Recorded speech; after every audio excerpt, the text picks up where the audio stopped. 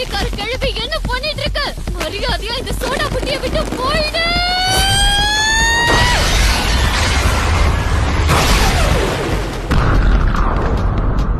கிழவி, நீ யாருன்னு மரியாதையா சொல்ல. இந்த கிழவி வெளியே போனதுக்கு அப்புறமும் இவனுக்குள்ள இருக்கிற சாபம் அப்படியே இருக்கே. அந்த குட்டி குஞ்சனை என்னோட கட்டுப்பாட்டுல வச்சிருக்கேன். அவன் என்கிட்ட இருக்கிற வரைக்கும் அவன் சாபத்துல இருந்து மீள முடியாது. என்னால ரொம்ப நேரம் இங்க இருக்க முடியாது. உனக்கு அது வேணும்னா நீ டன்னலுக்கு வா.